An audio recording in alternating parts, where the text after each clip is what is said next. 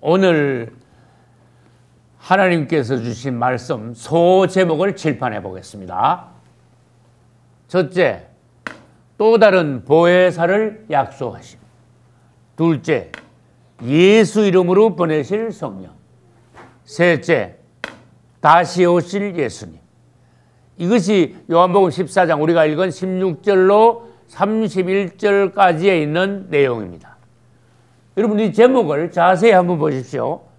주님께서 십자가를 지시고 그 다음에 부활하시고 가시기 전에 제자들에게 약속하셨어요. 내가 가면 또 다른 보혜사를 너에게 보내겠다 약속하셨어요. 그런데 주님께서는 또 말씀하시기를 그 보혜사는 성령이신데 내 이름으로 보내겠다 그렇게 말씀하셨어요. 할렐루야. 그리고 자세히 보면은 또 다른 보혜사가 즉 성령이 오실 때 예수님이 다시 오시는 것이다 그렇게 말씀하신 것이에요. 여러분들이 1, 2, 3번을 차례대로 자세히 보시기 바랍니다. 여기서 벌써 하나님의 메시지가 있어요. 여기서 벌써 주의 비밀이 있어요. 다시 자세히 설명을 다시 해볼게요. 주님은 가시면서 또 다른 보혜사를 보내시겠다고 약속하셨는데 그 또 다른 보혜사는 성령이십니다. 누구 이름으로 오시느냐? 예수 이름으로 오신다고 하셨습니다.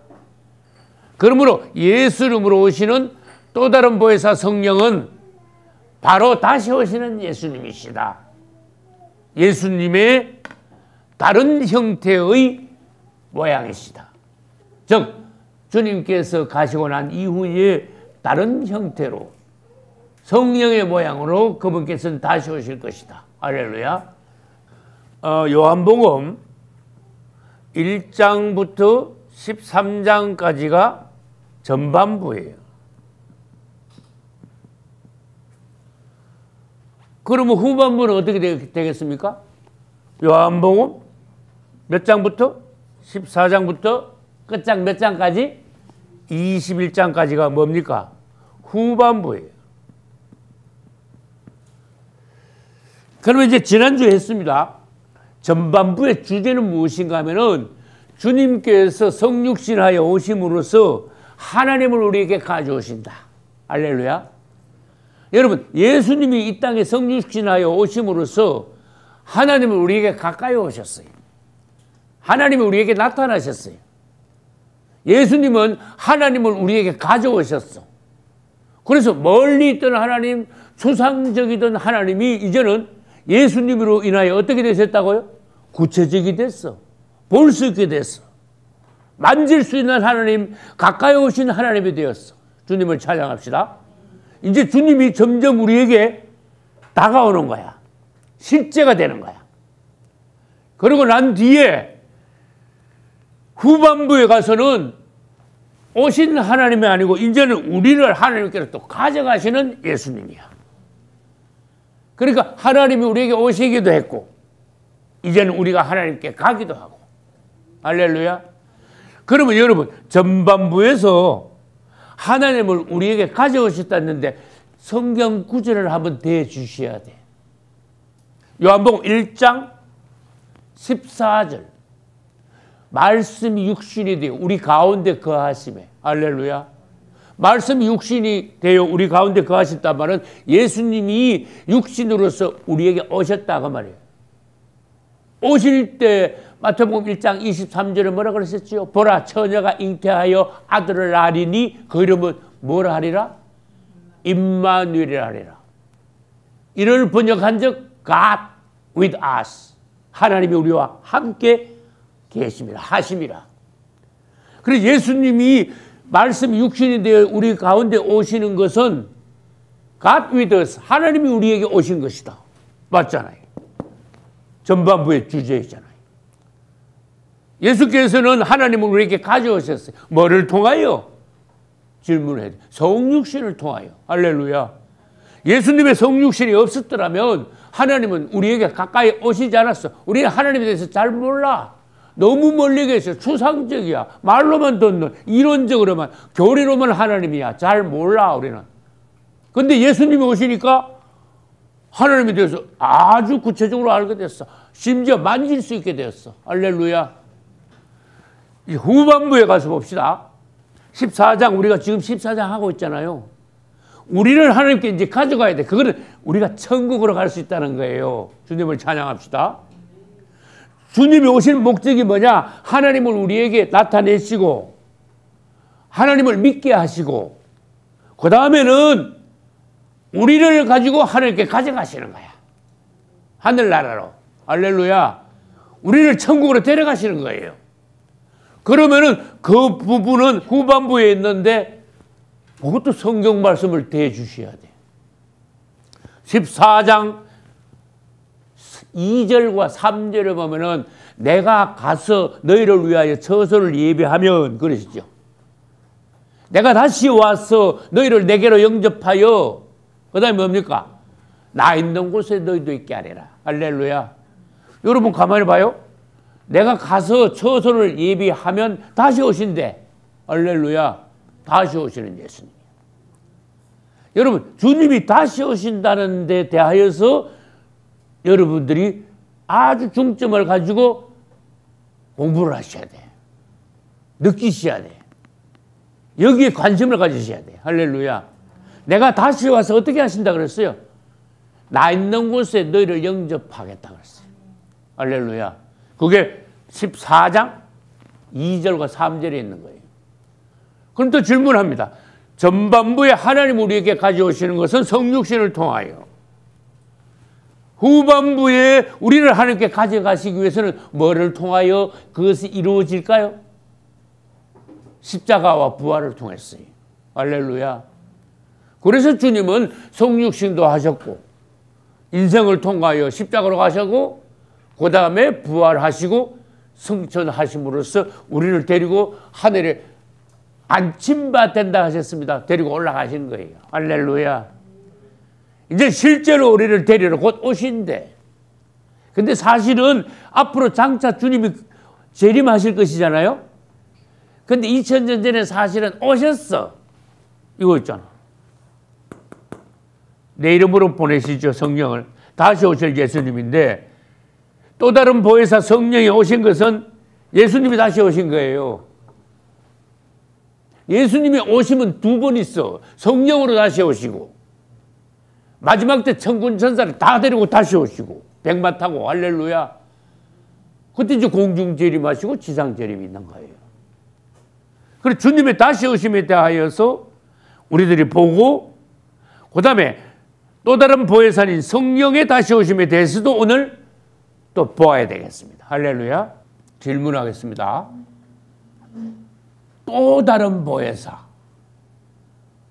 그러면 무슨 보혜사가 또 있을까? 또 다른 보혜사가 있으면 무슨 보혜사가 있습니까? 그냥 보혜사가 있어. 할렐루야. 여러분 예수님이 보혜사를 보내시겠다고 말씀하시지 않고 성경 읽을 때 여러분 단어를 하나하나 자세히 뜯어봐야 돼요. 단어 하나도 여러분들이 놓치면 안 돼. 여러분들이 질문하실 수 있어야 돼. 보혜사를 보내시겠다고 말씀 안 하시고 왜 또 다른 보혜사를 보내시겠다고 하셨을까? 그럼 내가 아까 질문한 걸 다시 질문할 수 있어요. 또 다른 보혜사가 있으면 무슨 보혜사가 있습니까? 그럼 물어야 돼. 무슨 보혜사? 그냥 보혜사. 자, 그럼 대답을 합니다. 또 다른 보혜사는 성령이고 그냥 보혜사는 누구일까? 예수님이에요. 그런데 통상 기독교에서 그냥 보혜사 성령이래. 맞아요? 보혜사 성령 그렇게 말하잖아. 그런데 사실 정확하게 말하려면 여러분 또 다른 보혜사 성령 이렇게 말해야 돼. 맞잖아요. 설명이 지금 간단하잖아요. 그 또 다른 보혜사 성령은 누구 이름으로 오신다? 2번. 예수 이름으로 오시는 거예요. 야, 이거 여러분 생각을 잘 하셔야 돼요. 예수님은 또 누구 이름으로 오셨어? 아버지 이름으로 오셨어. 이러면 여러분들이요 머리가 잘 돌아가야 돼. 지금 생각을 지금 빨리빨리 해야 돼요. 예수님은 아버지 이름으로 오셨고 성령은 또 예수님 이름으로 오셨고, 이거 눈치가 빨라야 됩니다. 그러니까 아버지와 예수님과 성령님은 이름이 같아. 이름이 하나밖에 없어. 그래서 아버지와 아들과 성령의 이름으로 할 때 이름이라는 단어가 name, 단수다 그 말이에요. 마태복음 28장 19절에는 모든 민족을 제자 삼아가지고 아버지와 아들과 성령의 이름으로 세례를 주고 그랬어요. 여러분, 아버지와 아들과 성령의 이름들이 아니고 이름이야. 단어가 단수야. 맞죠? 성경에서 이런 거 잘못 해석하여서 천주교식으로 빠지면 안 된다 그 말이에요. 천주교에서는 성부와 성자와 성령의 이름으로 누구에게 세례를 주더라. 그냥 그러죠. 틀렸잖아. 아버지 이름과 아들 이름과 성령 이름은 하나야. 맞죠?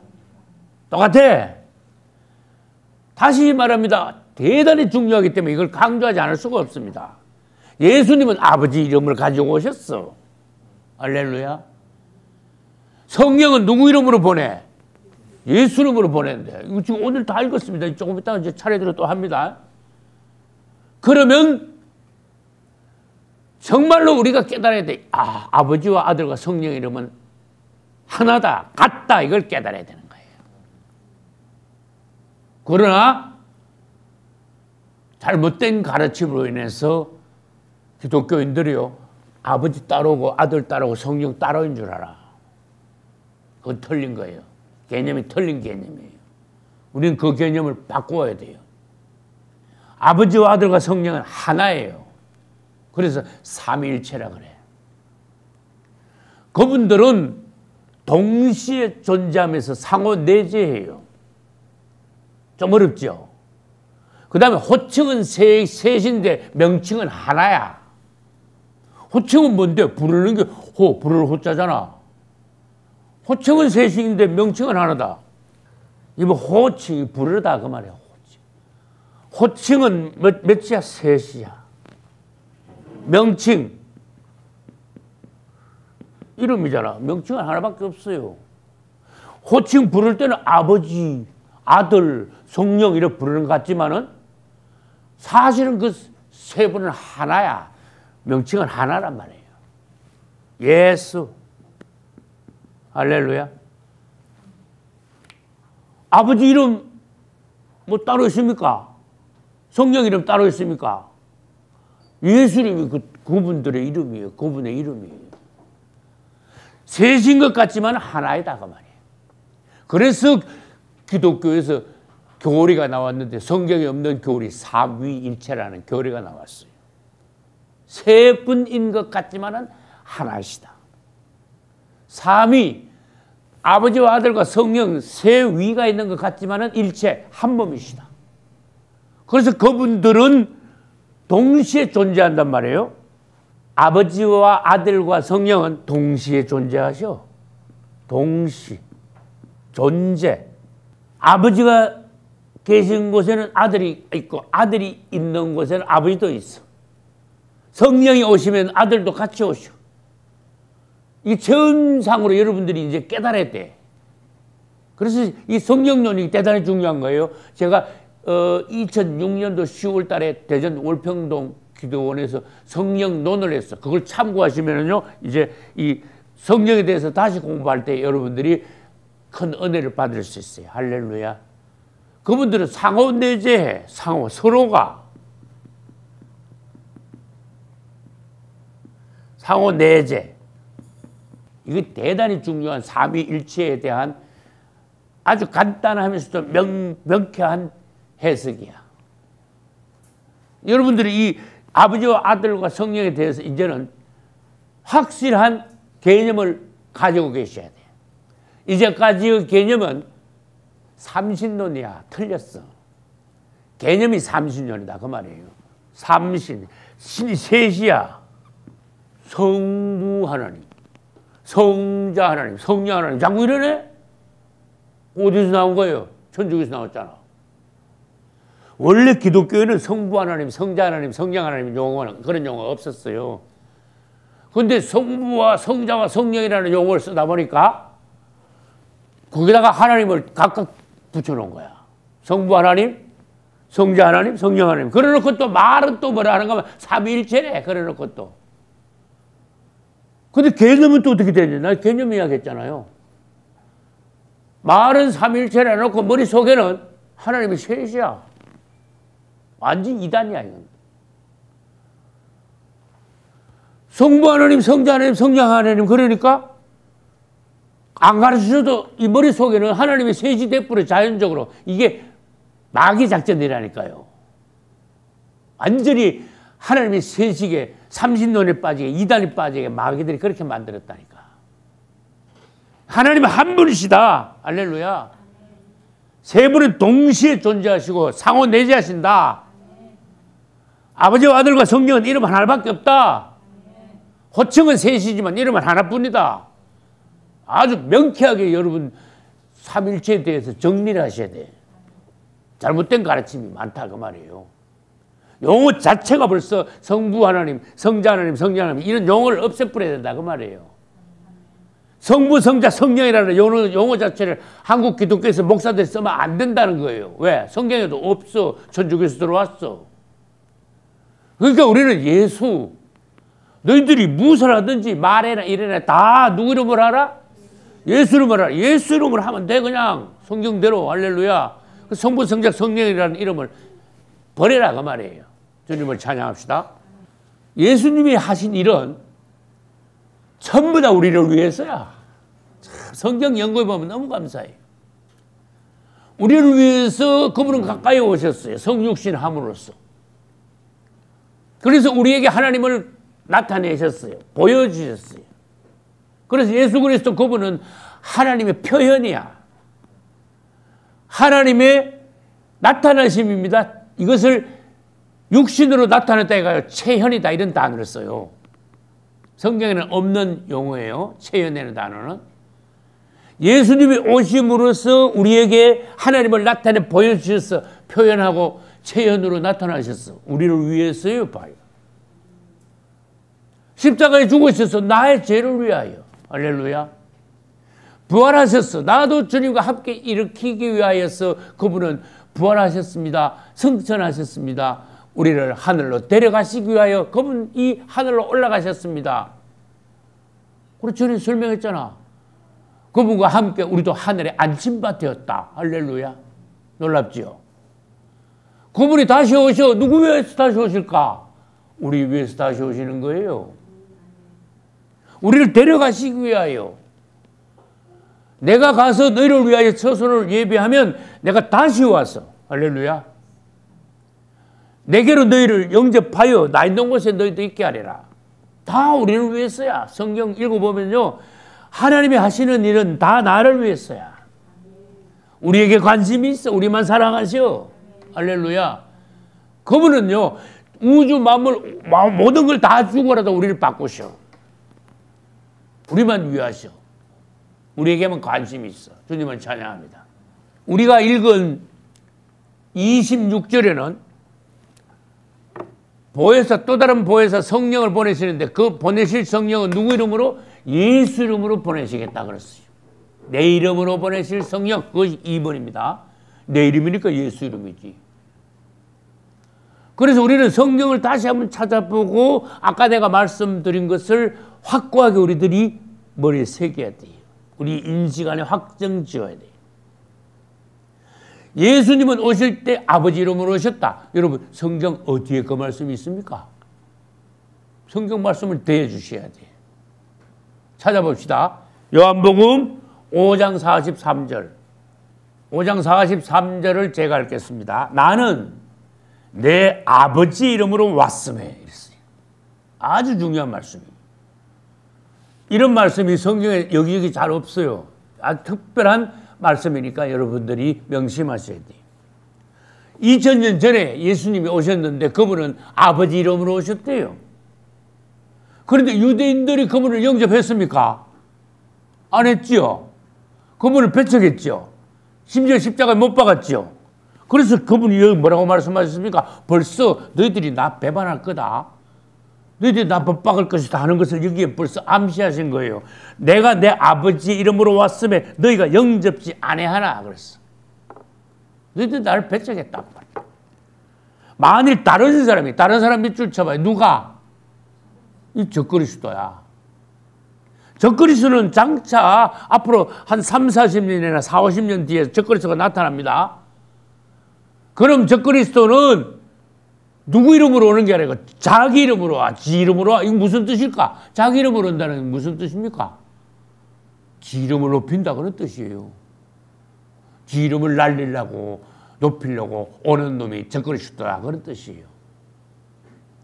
그런데 그 지혜롭다는 똑똑하다는 유대인들이 오는 적그리스도한테 쏘아 넘어간다 그 말이야. 만일 다른 사람이 적그리스도가 누구 이름으로 자기 이름으로 오면 그를 어떻게 한다? 영접하리라 이랬잖아요. 영접하리라 이게 미래형이에요. 앞으로 적그리스도 오면 너희들 반드시 그를 영접한다. 나는 배반하고 그는 영접할 것이다. 그런데 불행하게도 유대인들이 이 성경을 읽지를 않아. 맞죠? 유대인들은 뭐만 읽어? 구약만 읽고 이 신약을 읽지를 않으니까 몰라. 근데 나중에 후 3년 반에 가서 야곱의 환란을 겪고 난 뒤에 도피처에 가서 신약 성경을 다시 읽을 때 주님이 회개의 영을 부으시고 그때 2000년 전에 그들의 조상들이 못 박은 예수님이 그들의 진정한 메시아다 하는 것을 알고 그때 주님을 영접하게 되는 거야. 전 3년 반에서는 어떻게 한다고요?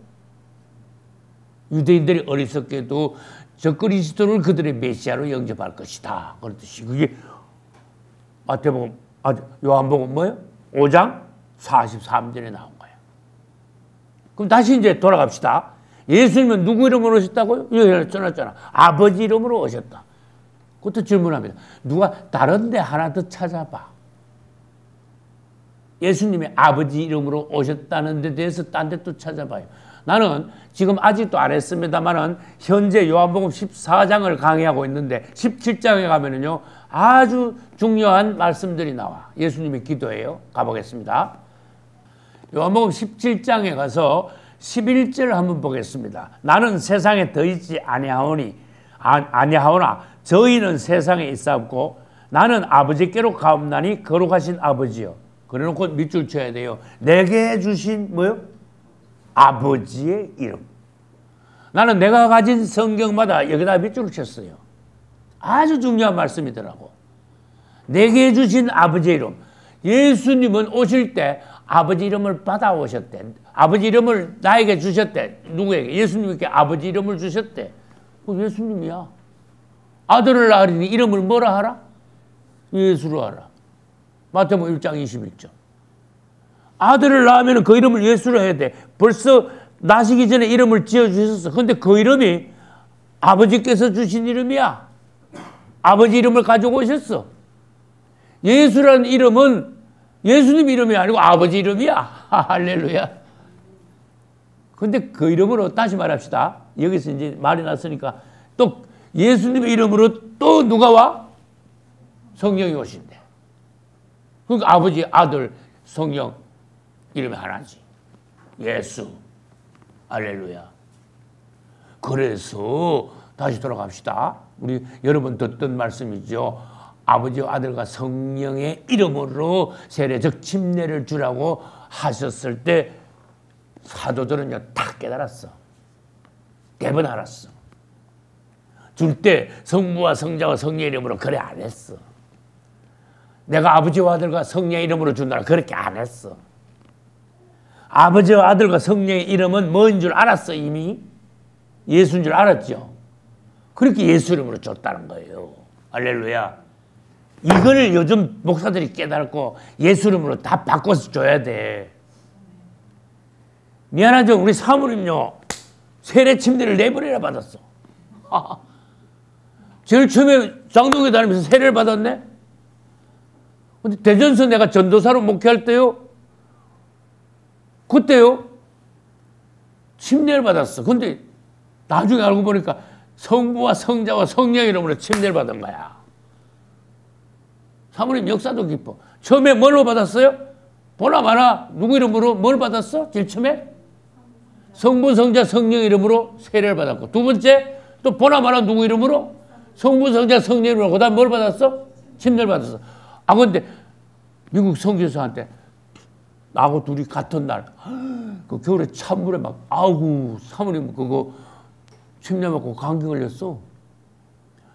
예수 이름으로 침례를 받았는데 외국 선교사한테 서울에서 내가 목사 안수 받던 1990년이에요. 근데 침례를 받았는데 얼마나 추운지 찬물에서 받았는데 사모님은 아우 속으로 목사님이 받지 않는데 안 받을 수도 없고 아유 뭐 받았는데 뭐 또 자꾸 받자 그랬냐고.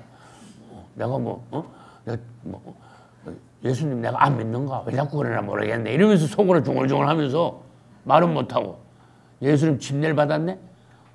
그러니까 하나님이요 대부분 감기를 걸리게 하셨어. 나는 감기 안 걸리고 사모님만 감기를 걸리게 하셨어. 근데 내가 부흥회를 그때 다니는데 사모님이요 안 빠지고 따라다니잖아. 앉아서 이렇게 듣다 보니까 예수님 침례가 자꾸 나오네. 그래서 이렇게 앉아 듣다 보니까 어느 날 성령이 부어졌어. 예수님 침례가 성경적이라는 거, 하나님께서 기뻐하신다는 거, 성부, 성자, 성령 이름은 틀렸다는 거, 그걸 막 확실하게 주셨어. 근데 깨닫고 보니까, 아이고, 내가 예수님 침례 받을 때 그냥 투덜거리면서 그냥 억지로 받았네? 다시 받아야 되겠구나? 그래, 나한테 다시 받았어.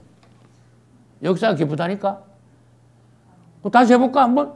성부, 성자, 성령 이름으로 세례받고, 성부, 성자, 성령 이름으로 침례받고, 예수 이름으로 외국 선교사한테 침례받고 나한테 예수 이름으로 침례받고 네 번째가 진짜야.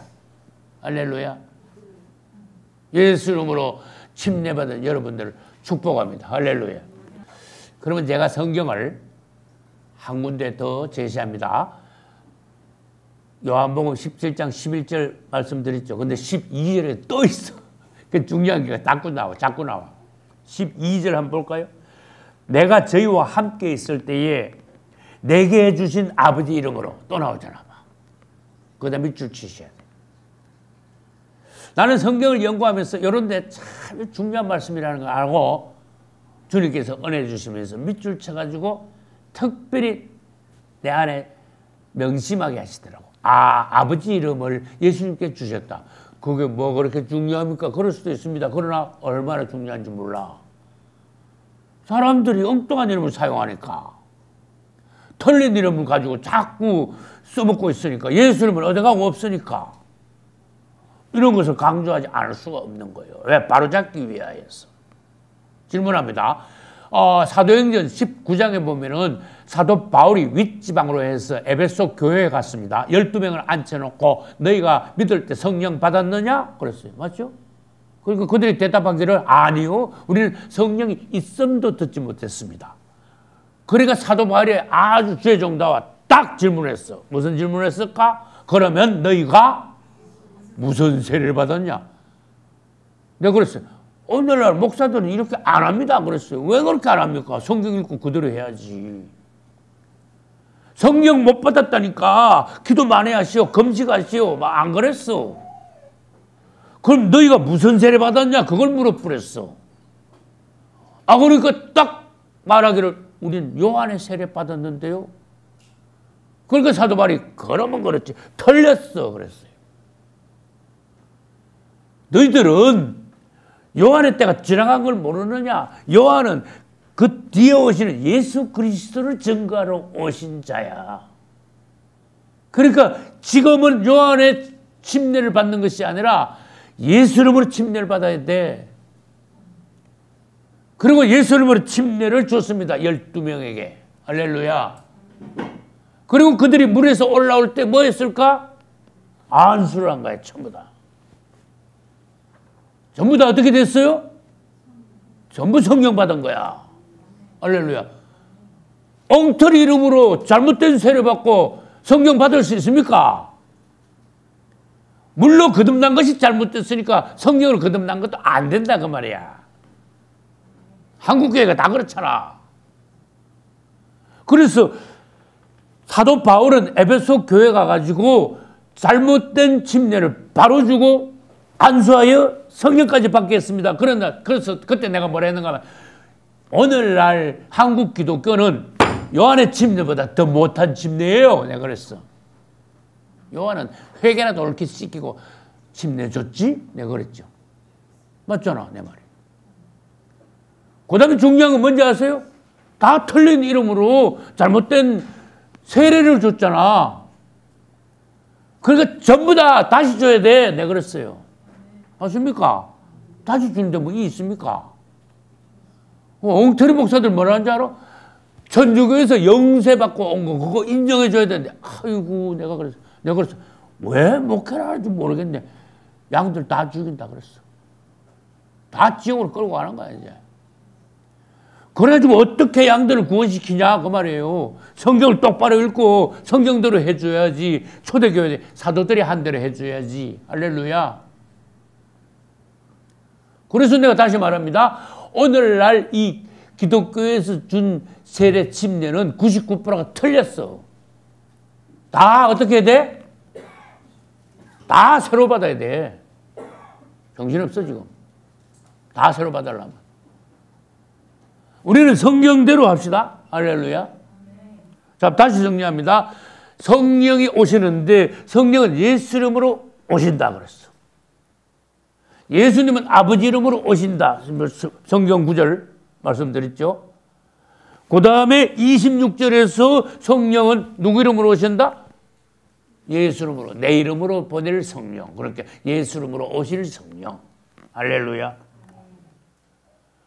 그러니까 지금까지 설명하기 그래요. 예수님은 아버지 이름으로 오셨고 성령은 또 예수 이름으로 오시고 그러니까 아버지 이름과 아들 이름과 성령 이름이 하나다 같다 그 말이에요. 예수. 할렐루야.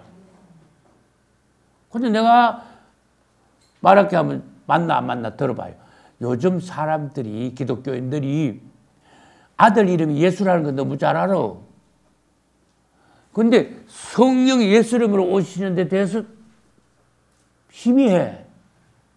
분명한 게 없어. 그 성령이 오신다 그래가지고 예수님 오시는 것에 대해서는 희미해. 거기다가 플러스가 더 희미한 건 뭔지 아세요?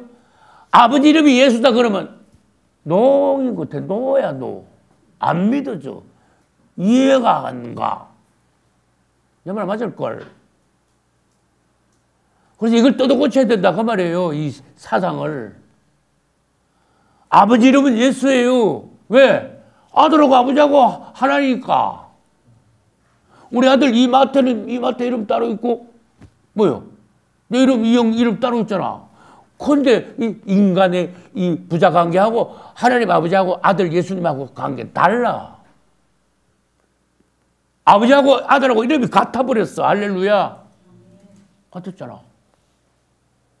내가 이마태 이름 지을 때 봐요. 이름 지어 넣었으니까 나 이름하고 마태 이름하고 틀리잖아. 사람들이 다르게 부르잖아.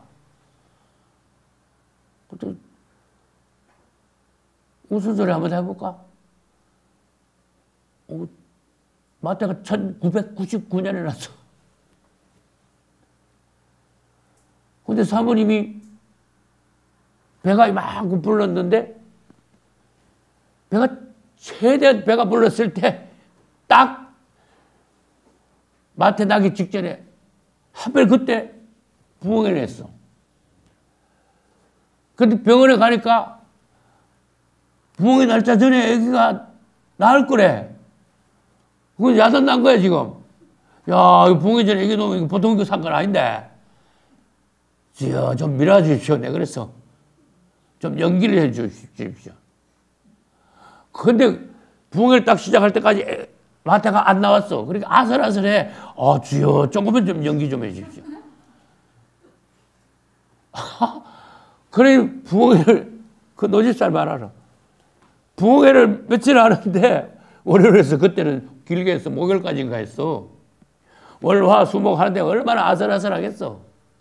그 맨날 뭐 기도 다른 기도하면서도 주여 좀 밀어주십시오. 주여 조금만 더. 그래 부흥회 끝나고 난 뒤에 어쨌든 끝나고 난 뒤에 아기를 낳게 해달라고 그랬어. 아슬아슬하게 목요일 날 오후에 끝이 났는데 이제 저 마당에서 인사하고 사람들이 떠나는 거야. 이제 안녕히 가세요. 예, 안녕히 가세요. 또 한쯤 예, 안녕히 가세요. 다음에 봅시다. 예, 안녕히 가세요. 우리 전화로 우리 교통합시다. 한 사람 두 사람 막 떠나는 거야. 그때 많이도 왔어 전국에서. 다 떠나고 난 뒤에 마지막 사람이 안녕히 가세요 하고 딱 돌아서면서 사모님이 아이고 배 아파 그러시더라. 희한하죠? 우리 하나님 멋쟁이라니까. 그래가지고 이제 그 전에 난 벌써 내가 준비성이 있잖아. 차에다가 다 싸놨다니까. 벌써 뭐를 싸놨을까? 다 싸놨다니까. 애기 나만 뭐 싸는 뭐 보재기 하고 뭐 애기 뭐 배내 옷이라 그러잖아. 이런 거 하고 다 싸가지고 이만한 보따리 가지고 차에다 딱 모셔놨잖아. 그래가지고 마지막 사람이 가고 났는데 사모님이 아이고 배야 시작하길래 바로 그냥 대전으로 바로 달렸지. 그러주고 나온 거예요. 마태가. 할렐루야. 근데 아까 우리 장인장모님 오셨잖아. 부엉이 하고 났으니까 이름을 부엉이라고 지면 어떨까 그러시더라고. 그 부엉이, 이 부엉이 가면서 그 애들이 잘못하면 안 놀리겠나? 부엉 그러면서 안 놀리겠나? 부엉이라 조금 그런데 그래서 안 되겠다. 마태라고 지어야 되겠다. 그래서 이 마태라 지은 거예요. 이 마태. 이름 좋잖아요. 그죠? 이 마태 이름 찾기 힘듭니다. 옛날에 내 서울서 목회할 때 김마태는 있었어. 근데 이마태. 근데 이마태 동생이 또 이 마가야. 근데 하나님 앞에서 이 건축하다가 사모님 임신 중독증 걸려가지고 8개월 반 만에 유산해가지고 주님 나라에 먼저 갔어. 우리 안나하고 이 마가하고. 그래서 주님 나라에서 서로 이제 우리 기다리고 있는 거야. 그 내가 안나한테 좀 기다리라. 아빠가 갈 거다. 그랬어. 우리는 주님 나라에서 다 같이 만날 거예요. 할렐루야. 자, 내가 말씀드린 것 질문을 다시 해볼게요. 성령은 누구 이름으로 오셔요? 내가 왜 이런 쉬운 질문을 할까요? 그러면 우리 교회에 주신 하나님의 은사 중에 특별한 은사가 뭐예요? 누구 이름을 불러? 예수를 부르는 거예요. 그래서 우리 집사님하고 권사님하고 오늘도 차에 오시면서 대전에서 여기까지 오시면서 40분, 45분 걸렸는데 계속 예수를 불렀어. 예수를 부르면 예수님이 오십니까? 여러분, 내가 사모님 여보 그러면 사모님 나한테 오셔야 돼. 맞죠? 그러면 예수님을 자꾸 불러. 주 예수여 자꾸 부르면 어떤 현상이 일어날까? 여러분, 성령은 예수 이름으로 오시니까 얼마나 쉬워. 예수 이름 부르면 오시는 분은 누구야? 성령이 오신다니까. 할렐루야. 성령이 예수 이름으로 오시니까. 그런데 설명을 그래서 쉽게 한 거예요. 예수님은 지금 사실 예수님의 그 부활하신 영체 있죠. 하늘에 올라가셨잖아. 그대로. 그죠? 십자가에 못 박힌 자국까지 아직도 있대. 예수님. 하늘 보좌에 앉아 계셔. 그러면서 예수의 영, 또 다른 보혜사 성령은 온 우주에 충만해. 할렐루야.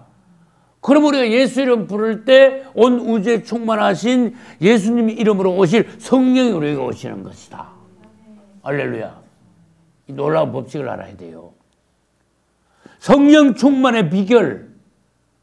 금식하고 뭐 산기도 하고 막 계속 그냥 막 산에 올라가가지고 막 소나무 뿌리 막 흔들어가지고 뽑힐 때까지 기도하면 성령 받는가? 아니야. 하나님의 말씀대로 성경의 법칙대로 하면 성령을 받아. 첫째, 너희가 회개하여 각각 예수 그리스도 이름으로 세례 즉 침례를 받아라. 그리하여 죄사함을 얻어라. 그리하면 뭘 선물로 받는다? 성령을 선물로 그냥 주신대. 할렐루야. 이걸 왜 못해? 근데 엉터리 이름으로 세례 침례를 받으니까 성령이 오시냐? 성령을 선물로 받을 수 있냐고 말이에요. 너 틀렸는데 내가 성령 선물로 주겠다 하시겠냐고 말이에요. 바른 이름으로 바른 침례를 받을 때 물로 거듭나고 그 다음에 주님께서 뭘 선물로 주신다? 성령을 선물로 주신다. 구조받는 거야. 할렐루야. 얼마나 쉬워. 여러분 금식하고 뭐 나무 뿌리 뽑아야 성령 받습니까? 아니라 그랬잖아. 침례를 똑바로 받으면 성령을 그냥 공짜로 선물로 주신대. 할렐루야. 두 번째, 성령은 받으면 차이가 있어요. 물에, 컵에 물이 조금 한 방울 있을 수도 있고 철철 넘칠 수도 있죠. 성령도 그래. 그래서 성령을 소멸치 말라. 할렐루야. 또 성경에 뭐라 했어요? 성령 충만을 받아라. 할렐루야. 받은 성령도 자꾸 소멸할 수 있다네. 어떻게 하면 소멸이 됩니까? 기도 안 하면, 죄 지으면, 세상적으로 자꾸 돌아다니고, 세상적인 것과 접촉할 때 성령은 조금 소멸이 돼. 그러면 성령을 재충만 받아야 돼. 계속적으로 매일. 할렐루야. 그러기 위해서는 어떻게 되는데? 또 침례 받아야 돼요? 아니잖아. 예수님 침례는 평생 몇 번? 한 번만 받으면 돼. 똑바로 받으면 돼. 사모님 같이 똑바로 깨닫고 한 번만 똑바로 예수님 침례를 받으면 성령을 선물로 받아. 근데 받은 선물이 성령이 자꾸 점점 소멸되는 수가 있네? 그럴 때 어떻게 하냐? 그 말이에요. 그럴 때 누구 이름 불러? 예수 이름을 부르면 오시는 건 누가 오신다? 성령이 오신다. 점점 더 많이 부르면 더 많이 부를수록 성령이 어떻게 된다? 더 충만된다. 할렐루야. 이게 공식이에요. 그래서 이런 부분을 여러분이 똑바로 알아야 늘 성령 충만함 가운데 성도의 생활을 할 수 있어요. 예수 이름을 계속 부르면서 또 우리는 점검을 해야 됩니다. 세 가지 우리들이 구호가 뭡니까? 나는 항상 영 안에 있는가? 예수 이름 부르면서 영 안에 있는가? 영 안에 있게 되는 거예요. 나는 계속 영으로 돌이키는가? 할렐루야. 가만히 있으면 저절로 어떻게 될까? 영에서 혼으로 육으로 자꾸 떨어지니까. 가만히 있어도 뭐 하려고 안 해도 그냥 예루살렘에서 어디로 내려가? 여리고로 그냥 내려가니까. 그렇게 돌이켜야지 자꾸. 영 안으로 돌이켜야지. 여러분 반성하셔야 돼. 교회에서 나가고 집에 가면은 거의 여러분들은 거의 혼이 돼. 나도 이게 영으로 계속되는 게 잘 안 돼가지고 나도 지금 훈련하고 나도 지금 애쓰고 있는 거예요. 여러분들 영 안에 계속 있는 거 장담을 못해. 계속 주의 이름을 불러야 돼요. 예수 이름을 보내실 성령. 예수 이름을 계속 부르면서 성령을 계속 충만하고 영으로 계속 돌이키고. 할렐루야. 이게 교회 생활에서 얼마나 중요한가 여러분들이 깨달아야 되는 거예요. 왜? 영으로 돌이켜서 영 안에서 무엇을 하지 않으면 하나님께 전부 다 여러분들이 주님께 연락이 안 돼. 그래서 이 성도 생활에서 지금 주님께서 말씀하시는 게 얼마나 중요한가 여러분 중요성을 먼저 깨달아야 돼. 할렐루야. 주 예수를 계속 부르십시오. 내가 간증한 거 있습니다. 옛날 초창기에 텐트 성전할 때요. 예수를 부르는 걸 내가 가르쳤어. 벌써 26년 전의 일이야. 그때도 되게 더웠어요. 근데 내가 오늘 성도님 보고 일하면서요. 낮에 밭에서 일하시면서요. 예수님 한번 계속 안 불러봐요. 100번 이상 부를 수 있나 안 불러봐요. 그랬더니 그 다음 주일에 오더니 100번 진짜 불렀대. 할렐루야. 이상 불렀대. 여러분들은요, 내가 다시 말합니다.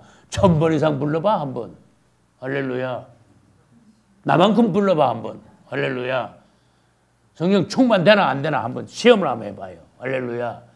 예수님을 계속 부르면 누가 오신다? 성령이 오신다. 점점 더 부르면 어떻게 된다? 성령 더 충만된다. 할렐루야. 세 번째, 다시 오실 예수님. 예수님이 다시 오신다 그러면요, 여러분들 머리에 벌써 딱 앞으로 다시 오실 예수님, 재림 예수님만 생각하시지요. 근데 예수님의 다시 오시면 내가 아까 말씀드렸어 두 종류야. 2000년 전에 벌써 성령으로 다시 오셨고 앞으로 30-40년, 40-50년 뒤에 예수님은 실제로 천군 천사를 대동하여 공중 재림하실 것이고 백마 타고 할렐루야. 예수님이 오시면 두 번이에요. 첫 번째 오심, 성령으로 오시면 이루어졌고 2000년 전에 다락방에서 오순절 날 앞으로 곧 예수님은 오실 것인데 우리는 성령 충만하여 오실 예수님을 기다려야 돼요. 신부로 단장이 돼야 돼. 그때 들림 받을 수 있는 사람이 있고, 혼인잔치잖아. 들림 받을 수 없는 사람도 있고. 기독교인이 전부 다 10명이나 합시다. 10명 중에 반은 뭐고 반은 뭘까? 반은 설교는 5천이고 반은 미련한 5천이야. 내가 전에 그랬잖아. 성경에 숫자가 나오면은 이거 소홀히 이렇게 여기지 마라. 이 숫자는 우연한 숫자가 아니다. 10명이 다 예수님을 신랑을 기다렸다. 할렐루야. 얼마나 좋아. 그러니까 벌써 10명이 다 신랑을 기다렸다는 거는 이 시대에 벌써 믿음이 있는 성도들이에요. 어떤 성도들은 예수님 오신 데 대해서 관심도 없어. 자꾸 예수님 오신 이야기, 그거 그만 이야기해. 자꾸 그래. 맞아요? 나 그런 사람 여러 봤다니까? 그런 사람들이 대비가, 준비가 되겠냐, 그 말이야. 그런 사람들이 관심도 없고 그 말 하지 말라는 사람들이 예수님 오시면 들림 받겠냐, 그 말이에요. 근데 10명이 다 기다렸는데 실제로 혼인잔치에 들어간 사람, 휴거된 사람은 몇 명밖에 없어? 10명 중에 5명밖에 없어. 5명은 못 들어갔어. 자, 혼인잔치에 못 들어간 것은 뭐에 비유됩니까? 휴거되지 못한 것에 비유됩니다. 휴거되지 못한 사람은 어디로 떨어집니까? 예수를 믿긴 믿고 신랑을 기다리긴 기다렸지만은 들림받지 못하고 휴거되지 못하고 혼인잔치에 못 들어가고 어디로 갑니까? 대환란으로 들어갑니다. 왜? 못 올라갔으니까 땅에 남으니까 조금 있으면 대환란이잖아. 얼마나 간단해요. 그러니까 여러분들은 어떻게 하든지 들림 안 받으면 큰일 나. 지옥이 뭔지 맛보게 될걸. 다 들림 받아야 돼. 할렐루야. 똑바로 가르침을 받아야 돼. 주님이 가까이 오셨다는 것을 이 몸이 막 떨리면서 인식이 되어줘야 돼요. 확실히 준비해야 돼. 여러분 생활 열심히 하십시오. 그렇지만 생활 중에 주님을 잊어버리지 마십시오. 열심히 생활하면서 애국에 가서 재물을 많이 모아서 주님의 일을 같이 합시다. 그렇지만은 주님이 오실 날이 심히 가까웠다는 거, 그건 잊어버리면 안 돼요. 빠르면 30년, 늦으면 40, 50년 뒤에 그분은 오시게 되어 있어요. 어젯밤 가정예배 할 때도 난 그걸 계속 강조했다니까. 얘들아, 너희들 시집 장가 갈 거 아니냐? 주님이 어떨 때 오시는지 아느냐? 너희들이 아빠 나이 정도 되면은 주님이 오시는 거야. 그럼 너희들 자녀들은 몇 살쯤 되겠냐? 30, 40, 50대. 맞아요? 왜? 지금부터 30, 40, 50년 뒤니까 우리 이삭이 노처녀 되기 전에 갈 거 아니에요. 그죠? 그 주님이 좋은 신랑 보낸다 그래서 앞으로 한번 봐요. 주님 말씀이 틀리나 맞나 한번 봐요. 좋은 신랑 보내신대. 할렐루야. 사회과 뭐 시시한 건 나한테 명함 못 내밀거든. 그러니까 좋은 신랑 보내신대. 믿음도 좀 꾸리하고 영도 갖고. 기왕이면 뭐 우리 이삭이가 예쁘게 생겼으니까 신랑감도 준수하게 생겨야 되겠지. 보아서 같이. 할렐루야. 그러면 예를 들어서 뭐 내년 후년이나 시집간다고 합시다. 그러니까 우리 다은이같이 예쁜 자녀들 오면 그만 예수님 오실 때 몇 살쯤 될까? 그 자녀들이?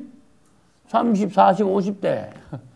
근데 그 얘기 했다니까. 너희들 예수님 오실 때 너희들 자녀들도 30, 40, 50대. 내가 그 말을 왜 합니까? 자녀들 교육을 잘 시켜라. 성도들 교육 잘 시키고 성도들 자녀들까지 교육 잘 시켜라. 그래서 너희들과 너희들 자녀들, 성도들과 성도들 자녀들이 합쳐서 주님의 오심을 대비하는 거야. 성도의 환란을 통과하게 되는 거야. 그때 너희들이 주님 앞에서 탁월한 지도자들이 돼야 되는 거야. 영적 카리스마가 있어야 돼. 왜? 많은 사람들이 오니까. 이런 데 대해서 말하지 않을 수가 없는 거예요. 우리는 아까 성경을 읽었습니다. 18절에서 내가 너희를 과와 같이 버려두지 아니하고 너희에게로 오리라 했는데 오리라 앞에 돌아오리라 그렇게 써야 돼. 이 원래의 뜻은 돌아오리라 그랬어요. 다시 오신다 그랬잖아. 18절에서. 28절에서 한 번 더 강조하셨어요. 내가 갔다가 너희에게로 온다가 아니고 돌아온다야. 원래는 돌아온다. 두 분이나 똑같은 말씀을 오늘 읽은 중에서 말씀하셨어요. 이걸 한번 정리를 해볼까요? 예수께서 가셨다가 다시 돌아오시겠다고 약속을 하셨어. 그게 첫 번째야. 두 번째, 갔다가 오시겠다고 하셔놓고는 좀 다른 말씀을 하셨어. 또 다른 보혜사를 보내시겠대. 아니 주님, 오시겠다고 해놓고는 보혜사를 보내시겠다는 그건 뭡니까? 질문해 줘야 되는 거야. 세 번째, 사도행전 2장 1절로 4절 보니까 또 다른 보혜사인 성령이 예수 이름으로 오셨어. 그러니까 네 번째는 어떻게 됩니까? 결국 오신 성령 또 다른 보혜사는 누구다? 예수님 그분이에요. 사람들은 여기에 대해서 인식이 분명하지 않아. 오순절날 성령으로 다시 오신 예수님이에요. 성령이 오셨다는 건 누구든지 다 아는데 그 성령이 예수님이라는 것은 인식이 별로 없어. 내가 다시 오겠다. 성령으로 오신 거예요. 우리 예수님이 이제는 하늘 보좌에 계시지만 예수의 영이 그 영이에요. 더 스피리트. 그 영이에요. 온 천지에 충만해. 그러므로 오늘날 우리에게 오셨어. 오순절날 이후에. 그 오신 성령으로 다시 오신 예수님은 어떤 분이시냐? 본래의 예수님의 변형이야. 그분 이제는 바뀌셨어. 그리고 예수님의 실제야, 실제. 우리 지난주에 실제 배웠잖아. 실제, 진짜가 자의입니다. 진짜 예수님이 오셨는데 또 놀라운 건 뭐냐? 하나님은 멀리 계시고 2000년 전 예수님 우리 가까이 오셨고 다시 다른 모양으로 성령으로 오신 예수님은 이제는 우리 안으로 들어오셔. 주님을 찬양합시다. 이게 놀라운 거예요. 하나님의 그 놀라운 비밀한 경륜 안에 이 주님께서의 내가 지금 말한 이 역사를 통해서 우리를 주님의 나라로 데려가시기 위하여 하나님의 사람으로 만들기 위하여 주님은 그런 역사를 하신 거예요. 이제는 그분이 우리 속에 오셔가지고 우리 안에 내주하시면서 우리를 사시고 우리를 변화시키는 가운데 주님이 오실 때 성령으로 우리를 데리고 올라가시기 위하여 성령으로 거듭난 우리를 변화시켜가지고 흉어되게 하시기 위하여 주님은 그런 역사를 이행하신 거예요. 다시 말합니다. 2000년 전에 오신 성령은 예수님이 그분이에요. 그분 자체예요. 그분의 변형이에요. 그분의 실제예요. 실제화. 할렐루야. 너무 간단하죠? 하나님은 멀리 계시고 아버지. 아들 예수님은 가까이 오셨고 2000년 전에. 다시 오신 예수님은 성령은 이제는 가까이가 아니고 우리 안에 오시고 할렐루야. 여러분 나는 1984년 1월에 성령이 확 부으심을 받았어요. 뭣도 모르고 앉아있다가 얼떨결에 성령이 막 물바가지 그냥 바게스로 그냥 찬물에 확 들어붙듯이 성령을 나한테다가 확 들어부어 버렸어. 얼마나 놀랐는지 몰라. 그 성령은 내 앞에 오신 게 아니라 내 안으로 들어오셔 버렸어. 내 안에 뒤집어져 버렸어. 나 표현이 다 안 된다니까. 천지개벽이 일어났어. 주님을 찬양합시다. 내가 말하고 생각하고 행동하는 게 다 달라져 버렸어. 내 안에 희한한 현상이 벌어졌어요. 주님을 향하여서 믿습니다 계속 말하게 하시고 속에는 불타는 게 있어. 성경을 읽고자 하는 갈급함, 갈망, 뜨거움. 그래서 성경을 밤이고 낮이고 막 계속 읽은 거야. 그래도 안 돼. 그런데 그걸 간증했잖아. 자연스럽게 신학교를 가게 됐다고. 자, 내가 성령을 지금 말하고 있습니다. 이 성령이 우리 안에 오시면 우리를 막 확 뒤집어 놔버려요. 사람을 완전히 바꿔놓고 그분을 사랑하게 하셔. 그분을 믿게 하셔. 성령을 오셔가지고 예수께로 우리를 인도해 예수님을 알게 하셔. 예수님을 높이게 하셔. 찬양하게 하셔. 할렐루야. 내가 여러분들 그랬잖아. 주님을 찬양하십시오. 이 성령으로 주님을 찬양하는 거 그게 제일 높은 거예요. 그래서 내가 체험을 말했잖아요. 제일 처음에 내가 성령 받으니까 주여 믿습니다. 주여 믿습니다. 아버지 내가 당신을 믿습니다. 계속 믿는다는 말 계속하게 하시더라고. 하루에 1000번도 좋아. 계속 믿습니다야 그냥. 두 번째 뭐요? 단계가 넘어가니까 믿습니다 말은 싹 없어졌어. 주님 사랑합니다. 내가 주님을 사랑합니다. 할렐루야. 주예수여 당신을 사랑합니다. 계속 사랑합니다 나오더니 이제는 뭐요? 주님을 찬양합니다. 할렐루야.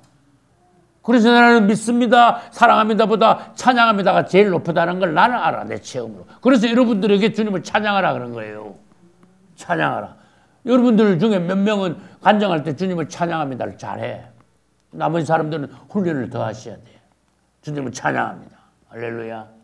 항상 주님을 찬양합니다. 주 예수의 사랑합니다도 있지만은 주 예수의 주님을 찬양합니다. 할렐루야. 근데 밭에 있는 수박은 아버지야. 하나님 아버지. 수박을 딱 따가지고 식탁에다 딱 갖다 놨어. 그럼 뭐가 될까? 아들 예수님이 돼. 가까이 오셨으니까. 멀리 밭에 있는 수박이 가까이 오셨어. 여기. 그 가까이 오신 예수님이 성령 되려면 어떻게 될까? 아까 내가 이야기했잖아. 이걸 그냥 놔두면 안 돼. 짜게 버려야 돼. 그래서 이걸 떠가지고 어떻게 해야 돼? 또 먹어가지고 내 안으로 들어오게 해야 돼, 수박이. 수박이 앞만 좋은 수박이고 앞만 보기 좋아도 바깥에 있으면 안 돼. 맞아요? 내 안으로 들어와야 돼. 그래야 역사가 일어나는 거예요. 예수님이 앞만 좋으신 분이고 앞만 내가 사랑해도 그분은 내 바깥에 있으면 안 돼. 그분은 내 안으로 들어오셔야 돼. 왜? 어떻게? 성령으로. 예수는 물으면 성령이 오신다 그랬잖아요. 그러니 수박은 쪼개져야 돼.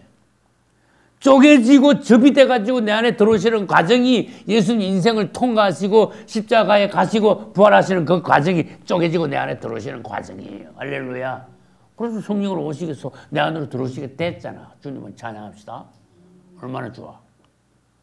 그래서 하나님이 이 땅에 오셨어. 예수님으로 이 땅에 오셨어. 육을 입고 오셨어. 성육신 되어서 오신 예수님. 그 예수님은 어떤 과정을 거쳤어요. 이게 중요한 거예요. 과정.